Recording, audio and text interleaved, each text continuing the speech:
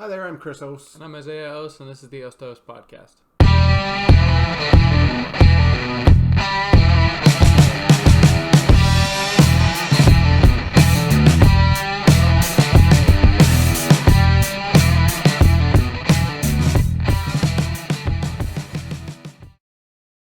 Hey everybody, welcome back to the Aos-to-Aos podcast. Today we're talking about just things that rich people buy versus poor people. And you'll usually find that, like, when rich people buy things, it's either something that's not gonna, depreciate, or if it is, they'll like just be smarter about it, and we'll kind of talk about that a little more. Or it'll be something that will, make them more money, and they have their money work for them. Do you agree? Yeah, I'm actually really excited about talking about this today because, there's a lot of misconceptions about what people, that have a lot of money spend money on. A lot of the things that we think that they spend money on, they don't. And that's actually why they have money, is because, they don't spend their money on frivolous things. Right. I was reading a couple articles earlier, and I bookmarked some stuff on my phone. It's kind of interesting when you look that, the average family of four spends about, I think it was $600 a month on groceries. Right. Okay. The same family of four of a millionaire spends about $450 a month on groceries. You think that we get this picture in our mind that, that they're eating steak every night and they're having dinner by candlelight and they have someone bringing their food to them and serve them, right? But the truth is that most millionaires, actually, the reason they're millionaires is because they spend their money wisely, right? Which is kind of counterintuitive to what we've been taught. Yeah, so if you look at like people like Graham Stephan, he's a millionaire and he's very frugal. Like people have a conception, that people are going out there and spending all this money buying Lamborghinis, and sometimes that's true, but it's usually not all they do, because if you're adjusting your income to, or you're spending to your income, like if you're making more money and spending more, you're still broke, but you're just making more money. You know what I mean? So, and you read a book called The Millionaire Next Door, and that kind of talked about that a little bit, right? You want to talk about that a little bit? Well, yeah, they talked about how, like some of the misconceptions we have, because like I said a minute ago, we have this conception of these people driving around in Ferraris, right? They're, having these catered dinners and parties, and, they're wearing these expensive Gucci suits and, shopping at Coach and all these kind of things. Well, the truth is that doesn't happen. If you look at Warren Buffett, right? One of the richest people, I think he's worth about $85 billion right now. All right, so one of the richest men alive. He's got a good chunk of change. He's got a good chunk of change. Okay, a couple things that people don't know about Warren Buffett. He still drives, mid-90s or late 90s Mercedes. Right. Right, he doesn't go out and buy a new car every year or every couple of years. Most millionaires don't. Most millionaires drive a 3 or 4 year old car because they know that at that point that vehicle's depreciated. Right. So they're actually getting more value for their money. They're getting still a beautiful car. Most of us would love to drive a 4-year-old Mercedes. Yeah. They're still, most 4-year-old Mercedes are still out of our price range. Another thing about Warren Buffett, he still lives in the same house that he bought back in pretty sure it was the late 60s. And he spent $31,000 on that house. It's a 4 or 5 bedroom house, 2.5 bathroom. It's gates and all that kind of stuff. Right. Over the years he's upgraded it, and of course with money that kind of stuff happens. But if you took that $31,000 or $32,000 he spent on that house back then and put it in today's dollars, the actual value of his house in today's dollars would be about $250,000. So back then, when he was rich, he spent a millionaire today, the equivalent of $250,000. So a lot of millionaires actually buy houses that are way below their means. Of course, you see some of the guys that they buy the mansions, but most of those people that are buying those mansions and those $1 million houses are people that are in the limelight all the time, celebrities and sports stars and things like that. And of course, there's the guys that are selling their systems, or there are gurus that want to prove that they have money and that they can make you as successful as they are. Most millionaires look like you or I. Yeah. So. Yeah, I know what you mean.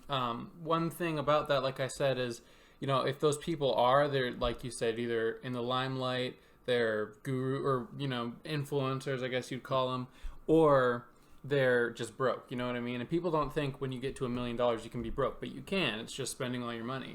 If you have $1 billion, $1,000,000, $100,000, whatever it is, you know what I mean? You can still blow through that. It's easy to, or not easy, kind of gets harder, but it's not impossible to blow that. You know what I mean? Trips, houses, cars, all these kind of things can add up and get you broke. And that's what a lot of millionaires realize. That's how they get millionaires. And some people who become millionaires and then spend it end up losing it. You know what I mean? A lot of the time, because they're up to here in like house payments or even just like mortgage or you know, property taxes, things like that, and it just doesn't end up like working out for you a lot of the time. Yeah, that's kind of interesting. The other side of the spectrum, the broke people who spend money like millionaires. You know, if you look at what most people spend on housing and clothing and things like that, I mean, like, I would bet, I mean, I kind of looked around, I didn't see a whole lot of studies on it, but clothing. Right. All right. Most rich people, you're not going to see them walking around, you know, like people in the $1 million range. I mean, we look at a millionaire nowadays, you know, it's not like these people are the super affluent. Right. You know, that's kind of we've worked into the new age of the billionaire. Those are the guys that are driving the Rolls Royces and living in the $1 million houses. But millionaires, I mean, like, that book, The Millionaire Next Door, it's talking about everyday millionaires. I mean, like, I bet you if you walk down the block, you would walk past at least one millionaire's house. And, you know, a millionaire is just somebody whose net worth is worth $1 million. So, I mean, when we live in a society where our houses are worth $2 to $3 to $500,000, depending on what area you live in, you know, once you have a paid off house, if you live in a place like Denver, you have a paid off house for $600,000, you know, that's a big chunk of your net worth. Yeah. You know, if they have, you know, retirement funds, say a, you know, 55-year-old man has a retirement fund of $400,000, all of a sudden they're a millionaire. Right. But he's still going to have to go to work every day. Right. You know, he's still going to have to, you know, he still pays the same bills we do. You know, he might not have a huge income. He's just been good with his money. So,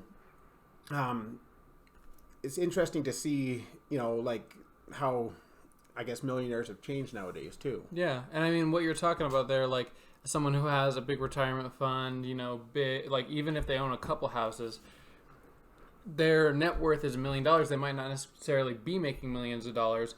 He might be, you know, kind of poor, but he's a millionaire. You know what I mean? And the real millionaires are people who will invest in things that bring in money, like rental properties instead of houses for themselves. You know what I mean? If he owns a $600,000 house, his net worth is up there, but he's not really making money on that. He's actually losing money on that, technically.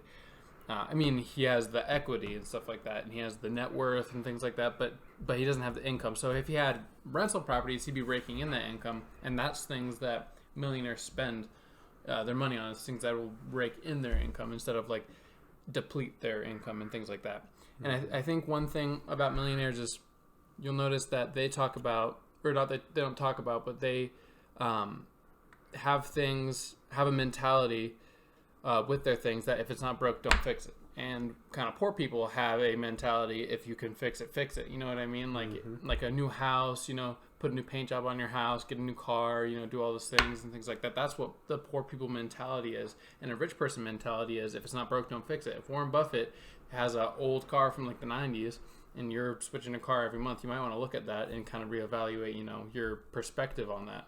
Exactly. So, but let's kind of get into a few things. Like you mentioned, clothing. So people like Mark Zuckerberg basically wears the same outfit. I wouldn't say same outfit every day, but like the same kind of outfit, like a t-shirt, jeans, you know what I mean, shoes.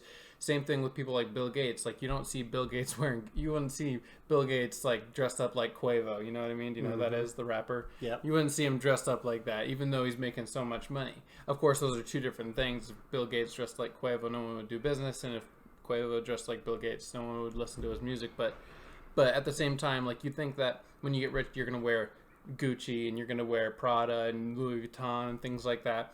But usually, it's not that way at all. It's actually quite the opposite. The poor people wear that to look rich, and the rich people don't because they don't have to. You agree?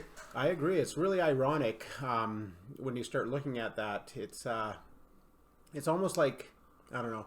It's how the world marketing works. I mean, they market all these high-end things or things that look high-end to people with no money, where the people that actually spend the money aren't interested in them. So, yeah. I mean, you look at well, kind of lose my train of thought, but you look at you know, like kids that are brought up in poor neighborhoods, like say let's go to like a metropolis, a large, you know, place like Detroit or something like that, you're going to see kids walking around in Nikes and Nike shorts and Adidas and Under Armour and things like that, where, you know, when you go into the higher affluent neighborhoods, you're going to just see them wearing jeans and shirts, you know, maybe a button down or something like that. I mean, they're not spending their money on ridiculous advertising. I mean, it's, when it comes down to it, that's what it is. I mean, for these companies like Nike and Adidas and stuff, I mean, like, Nike is this high-end sports product, right? But you can go to Walmart and buy a Nike T-shirt for $3, right? You know, it's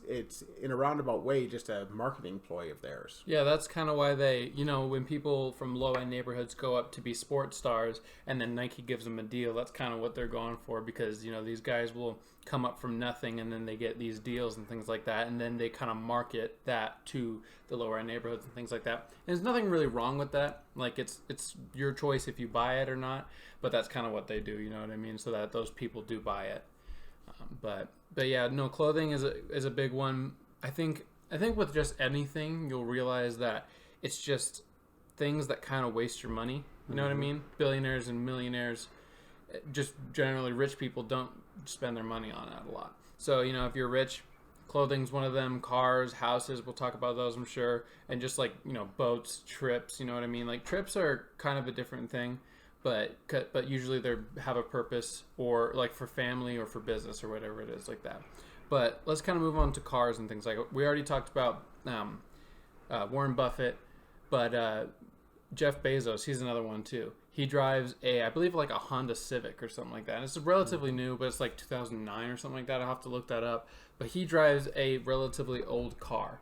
And so, and just millionaires too. Like, it's not even billionaires. It's just people that, you know, kind of realize that you shouldn't be wasting your money on that. But why do you think that happens? It's probably because of the wasting money part, but do you agree with that, or? So I think cars is kind of a really interesting subject when you start thinking about the difference between millionaires and everyday people. As a rule of thumb, I mean, like, you talk to a lot of financial gurus or listen to some of their programs or their podcasts, and they talk about like a 10% rule. All right. So, I mean, if you make $50,000 a year, you should drive a $5,000 car. Your car's value should never be more than 10%. Of course, there is exceptions to the rule. Like, I mean, if you're, you know, have a paid off house or something like that, you know, you can afford to spend more on a car. You know, it kind of that percentage is flexible with your level of wealth. But there's one area that a lot of people who, you know, you see guys that work, you know, a minimum wage job or $12 to $15 an hour or whatever, and instead of buying a car, you know, they might be making $30,000 a year. Instead of buying a $3,000 car, these guys are going out and spending, you know, 60 or 70% of their income, and they're buying, you know, a $40,000 truck. Right.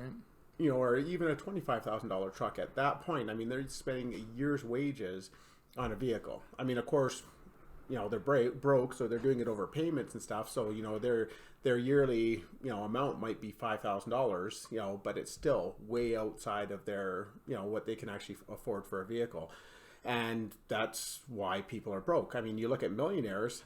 I mean, somebody who has a net worth of $20 million, I mean, they could actually go out and spend, you know, like if they're making, say, $5 million a year, they could spend $500,000 in a car. But you know what? Most of them don't do that. Most of them are going to go out, and it was kind of one of the things I was reading today was pretty interesting, how you say Mark Zuckerberg drives a Honda. I think it was something like 37 or 39% of all millionaires actually drive Hondas. Yeah.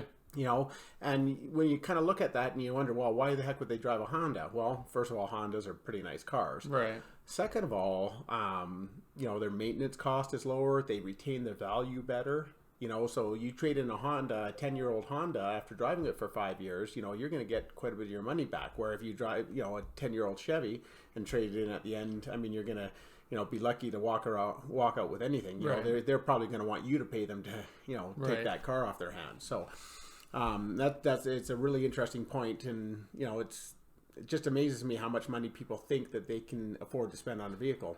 Yeah. Well, I think it's interesting to point out that, like, we think that when people get rich or famous, that they're somehow changed. Like, for me, like, when I become rich, you know what I mean? Like, I'm not gonna go out and spend my money on a Lamborghini because I'm more I'm introverted, you know what I mean? Like, I don't want people to like I don't want to be flashy, you know what I mean? I don't want people to think, well, that guy's awesome, he has so much money, you know what I mean? I'd much rather just drive something that'll get me from point A to point B. You know, I think that it's important to know that people don't really change. Money just kind of exposes them. So if they're kind of like a person that doesn't really spend that much money, and then they get rich, and then they just spend all this money they wanted to, but they were just waiting until they got rich, and they just didn't really understand money that well. So, you know, these millionaires just are like regular people. Just because they have so much money in their bank account doesn't really mean anything. I wanted to point out one thing. I had a boss. I won't mention the name of the boss or where he worked or whatever, but he got a bonus check, and it was like upwards of I think it was like $300,000 or whatever it was. And so he actually went and he had enough of his check, and he went and spent it on a new truck. And so, like, with taxes, that $300,000 is going to be down to like what, 150 or 175, maybe, you know, whatever it is. And so you got, you know, a 175, and then you spend, I don't know how much that would be, like $50,000 on a new truck, or I don't know how new it was, but you know, you spend all this money on a new truck. That's a big chunk of change, and you could have invested that and made a lot of money. And you know, you've gotten yourself to the point where that truck wouldn't have actually been that much to spend on. You know, Jay-Z, the rapper Jay-Z, he went out one night and spent $100,000 at a bar, and compared to like his income compared to like the average income of an American is like us going and getting a biscuit at Popeyes, you know, the Popeyes drive-thru. So him spending $100,000 was like us buying a biscuit at the Popeyes drive-thru. Isn't that nuts? It is crazy. So like you can get to a point where spending 40 grand is like nothing. You know what I mean? But people don't want to get to that point. They kind of want the nice things now. You know what I mean? So they spend almost half their income when it would be like less than 0.1%. You know what I mean? Of their income on this thing. Yeah, I think it's pretty crazy. I was reading another article, and it was talking about how, you know, in percentage wise, kind of like what you were talking about, how regular people and millionaires spend their money. And one of the things a lot of people don't think of is millionaires actually still budget. Yeah. You know, they still lay out their money every month, and that's why they still have it, is because, you know, they know where it's going. It's one of the things as poor people and middle class people we do wrong is we don't know where our money's going. Yeah. You know, we'll go out and, you know, we'll think we're, you know, just spending $7 on a coffee, but we'll do that 3 days in a week. And then, you know, we'll go out and we'll grab a burger because we're hungry. And, you know, by the end of the week, you know, we spent $150 and we have no idea how we spent that. You know, we don't, you know, it's not like we're budgeting that money. We kind of, for some reason, we think it's all right, you know, to have fun money and to spend, you know, just to spend money kind of, you know, on little things like that. Oh, it was only $7 I spent today, or going to the dollar store. Oh, I only spent $13 there, but look at all the junk I got. Yeah. Millionaires actually budget their money, and they know where their money's going.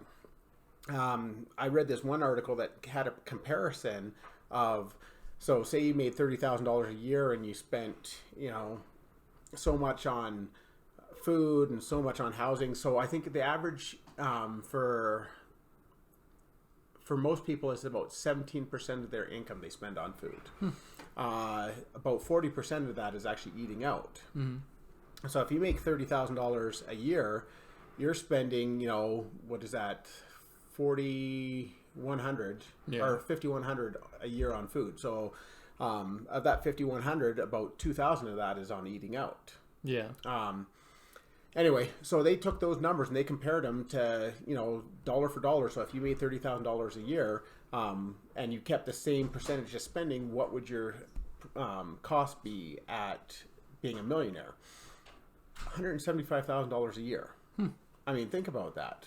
I mean, like if millionaires spent money like poor people did or middle class people, their money would go way high. I mean, could you imagine spending $175,000 a year on food? Same thing with cars. Poor people, for some reason, think that 30%, that's what we're taught. 30% of your yearly income is, you know, what you could spend on a payment. You know, so if you make $30,000 a year, that's saying you can spend $9,000 a year, so $800 a month on a payment. That's insane. Right. I mean, the same thing, if you did that for a millionaire, that'd be $300,000 a year on payments for a car.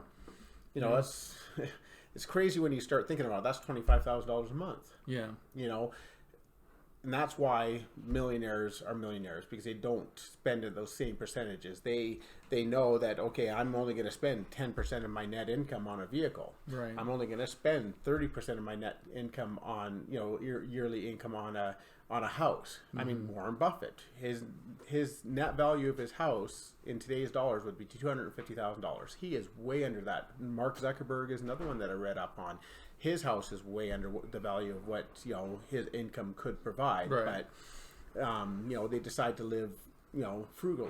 Right, and if they're paying like, you know, this much on property taxes and then this much on food and stuff like that, they're saving all this much money, and it's just that much better. Even though people like Warren Buffett don't really keep it, they kind of donate it away. Like, they're still not spending all that money and going broke, and then that translates into other areas of life and things like that. I think one thing that you mentioned was really interesting, though. You know, just the accumulation of small purchases that end up being big. Like, if you spend, like, people don't really go out that much. Like, when they get a paycheck for like $500, it's hard for somebody to spend $100 on it, you know, on something that they wanted. You know what I mean? But it's not the $100 that they're spending. They're spending $10 purchases, and then they realize one day that they spent $100, or they spent $200, $300, $400, $500 without even realizing it, and then they're broke at the end of the paycheck. I was like that too. You know what I mean? I just kind of realized that that was stupid, a dumb way to live, and then I kind of corrected myself. But I think it's interesting that you also mentioned budgeting. Poor people don't budget. Poor people kind of just throw their money out there. Rich people are calculated about it. So you'll realize that they're more calculated about it and things like that. So we kind of mentioned houses, cars, things like that. What are some other things that millionaires will spend their money on, or, you know, invest their money through and things like that? I mean, we touched on, I guess, a lot of material things. One thing that millionaires do is they actually invest their money. Right. They put money into savings. I mean, of course, when you're not spending, see, that's one of the issues with poor people. People in the lower class and the middle class, they get a paycheck and they spend everything. You know, paycheck to paycheck. I mean, that's a term that everyone's familiar with, and it's a term that, you know, a lot of people are familiar with, is because that's how they live. Right.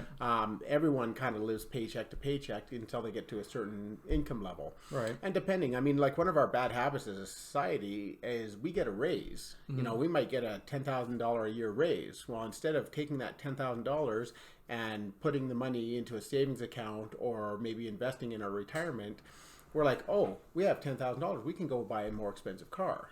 You know, we can go and we can eat out one more time a month or something like that. And that's how poor people react. Well, rich people don't do that. Right. You know, they set a budget and they stick to a budget, you know, until, you know, they have enough money that, you know, that $10,000 doesn't mean anything to them anymore.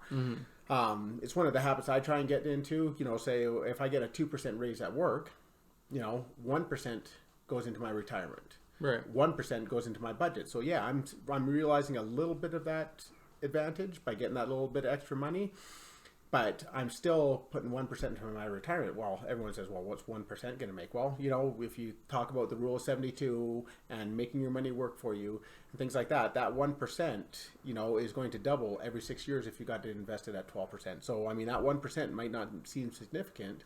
You know, 1%, so, you know, a person that's making $50,000 a year, 1% is going to be, oh, what is that, about $750 a year? Or no, it's going to be more than that.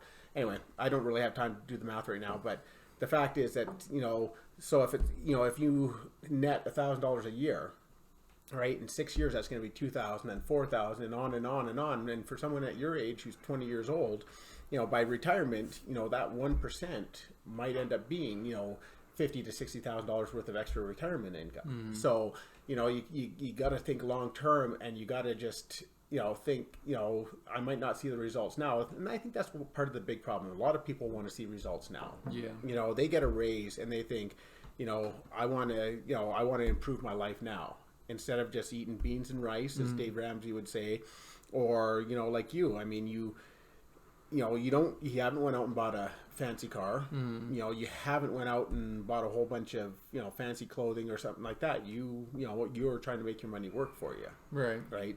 Either through saving or through investing into businesses or things like that. It's, Yeah, I know what you mean. Like, people want instant results. It's the same thing if you look at, like, the gym. Like, people go to the gym once and they're like, well, there's no results yet. You know what I mean? So they kind of give up on that. But, I think with anything in life, like, there's old sayings, like, anything in life worth having takes time, takes hard work, and things like that. You know what I mean? I think I'm paraphrasing there a little bit, but it's not something, like, especially money, you cannot just hope to have it and get it, or it's not just going to come overnight. Like, there's stories out there that happens to people, but that's why there's such good stories. It's because it doesn't happen all the time. It happens maybe once, like 1 out of a billion times. You know what I mean? That's why it's so cool when we hear about those things. That's why, like, we get so motivated, not necessarily by those just random people, but those other people. So, I mean, I'm getting off on a tangent a little bit, but it doesn't happen. Let's just go with that. It doesn't really happen where you're just going to wake up one day and be a millionaire. You got to work for it. You got to let your money work for you, and you got to just play the slow game. Don't play the fast game. It's not going to work. It hasn't worked, and it's just going to leave you, poor and tired and worn out. Just play the slow game, and then you'll get to a point, hopefully, sooner rather than later.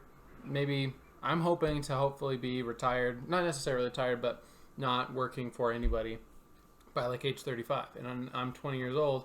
That's 15 years from now, but that's kind of that's a slow game I'm playing. I want to be able to replace my income, have my money work for me by the time I'm like 35, and most people want it by next year or next month or whatever it is. So when they start things, they usually give up on them. I was thinking about this. This is almost unrelated, so I'll kind of stop.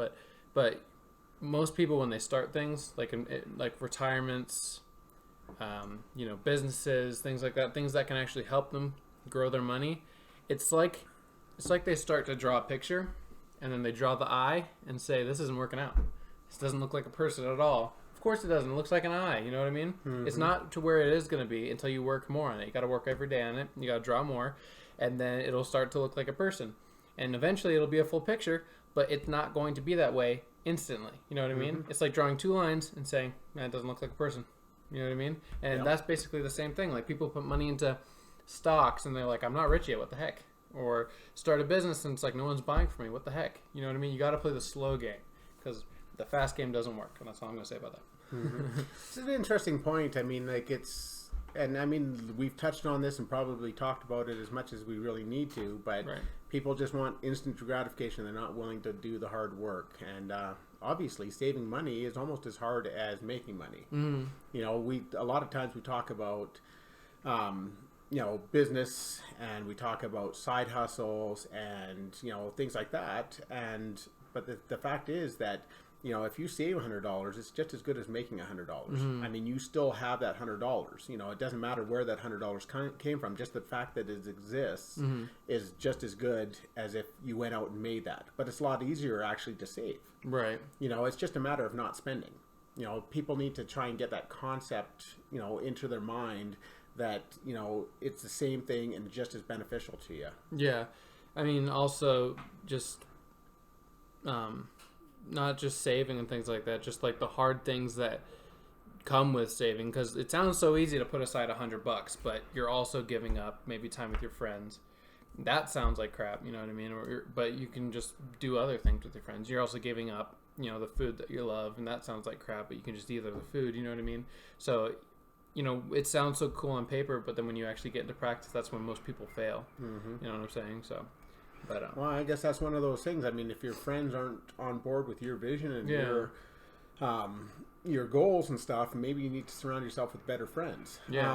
And I don't mean that in a cold way. I mean, a lot of people have friends that have been their friends their whole life. But, I mean, instead of investing that time into them, maybe you should share that time and invest it into friends and surround yourself with people that are going to make you successful. Maybe like-minded people, people that are going to encourage you to meet your goals. I mean, it's one of the things, like, I listen to Dave Ramsey a lot, and he talks on that show a lot about, when people make the decision, they phone in with all kinds of financial problems. They're broke. They're over their head in debt. They've got cars they can't afford. They've got houses they can't afford.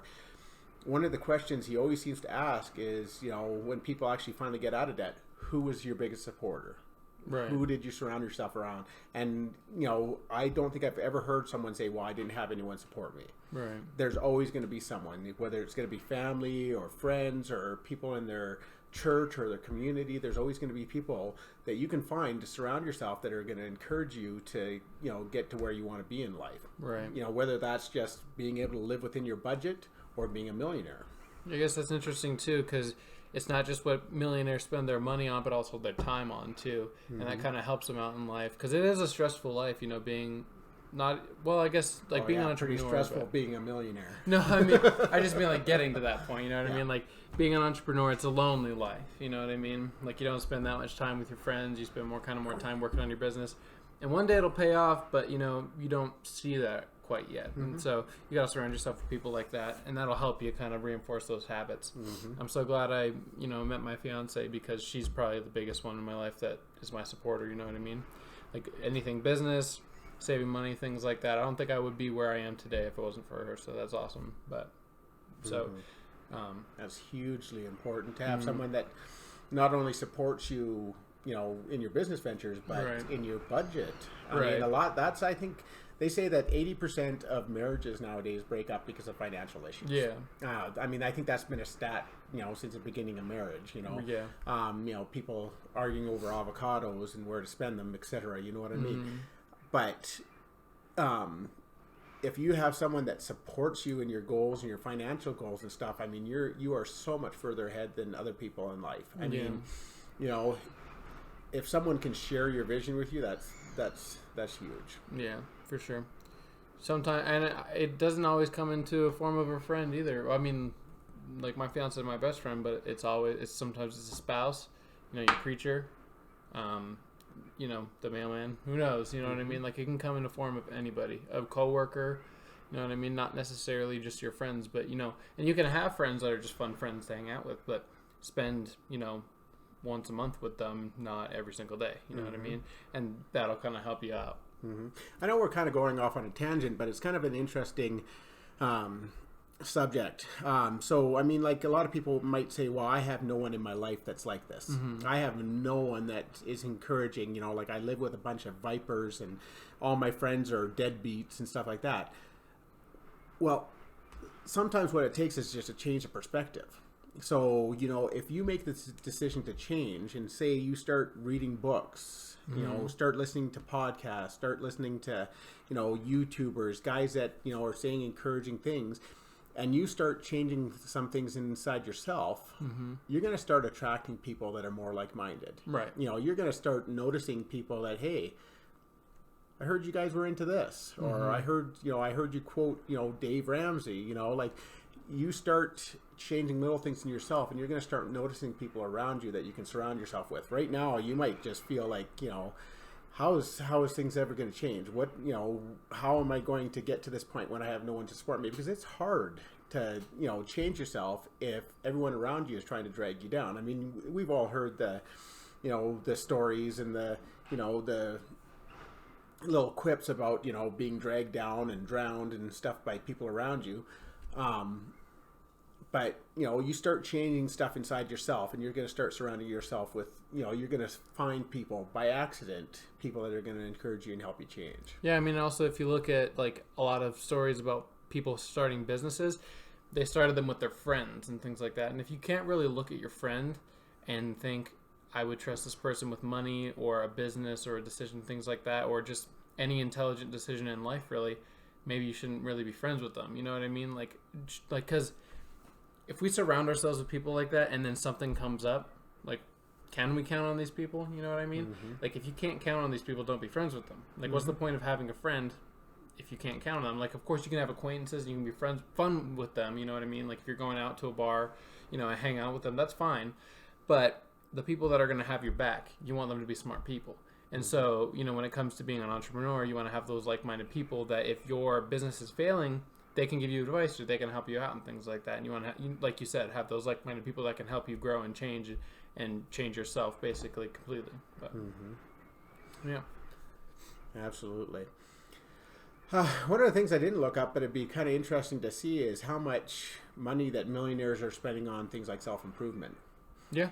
The other thing I didn't get a chance. There's so many things that I wanted to look into for this podcast, but I didn't get around to. Maybe we can do kind of a future podcast on them. Like talking about things that millionaires spend their money on that help them succeed. So like books, seminars, going to the gym. I'm kind of curious how many millionaires. I don't remember reading it any of the stats I've read, but I wonder how many millionaires actually go to the gym every day or do some sort of exercise, in their home or something like that. Because, to me, that would seem like it would be a huge contributor. You get that adrenaline going and you get that motivation going, you get all your body kind of chemistry going. So I kind of wonder how that would impact a lot of millionaires. I guess there's a lot of aspects that, maybe haven't been explored that would be just really interesting to ask millionaires. Yeah, it'd be cool if we could find a millionaire to kind of interview on the show and talk about things like that. What kind of time they spend on other things and stuff. I guess, like, we kind of went off and stuff like that. This was supposed to be a spending video. It kind of turned into something else. We'll still call it a spending video or whatever.